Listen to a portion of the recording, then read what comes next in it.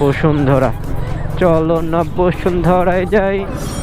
কোনো সিগন্যাল নাই রে ভাই, তোমাদের কোনো সিগন্যাল নাই। আচ্ছা আছে, কেউ নাই আজকে, উল্টাই যায় ধর। আচ্ছা এই যে গাড়ি যাইতেছে, গাড়ির পিছনে পিছনে উল্টা যাবো, একা উল্টা যাবো না, গাড়ি গেলে গাড়ির পিছনে উল্টা যাবো। এখানে যাওয়ার পজিশন কি আছে? রিক্সা টিক্সা সব উল্টা যাচ্ছে, এদের পিছন পিছনে উল্টা গেলে প্যারা নেই। গাইস আমিও কিন্তু উল্টা চলে যাচ্ছি। বসুন্ধরার আসলে এই জায়গাটা না কেমন রে ভাই, এটা বসুন্ধরায় যে ঢুকবো একটা গেটও আসলে যাতেন না, একটা গেটও যাতেন না। সামনে কে রে ভাই, সামনে কি পুলিশ আছে নাকি? সামনে গাড়ি চলে গেছে, তার মানে পুলিশ মুলিশ নাই।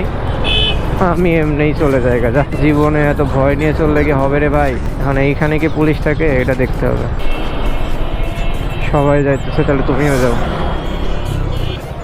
এখন যেটা বলতেছিলাম একটু আগে ভাই, বসুন্ধরায় যে আমি ঢুকবো, ঠিক আছে, ঢোকার মতো আল্লাহ দিলে একটা রাস্তাও নাই। বের হওয়ার সময় কোটি কোটি রাস্তা, ঠিক আছে। ঢুকবো বসুন্ধরার মেইন গেট যেটা, ওটাতে ঢুকবো। নতুন বাজার দিয়ে আসতেছে, কুড়িল থেকে ইউটার্ন নিয়ে আসো ভাই।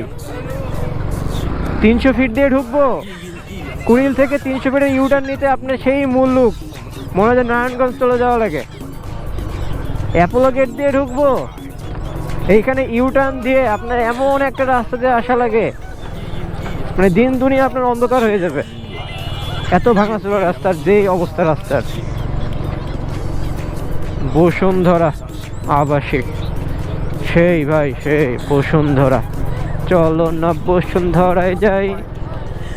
সেই রাস্তা, কিন্তু এটাকে আটকানো দেখি, এটা যেতে ঢোকার রাস্তা। আটকায় আবার কয়টার সময়, এত রুলস রে ভাই এদের।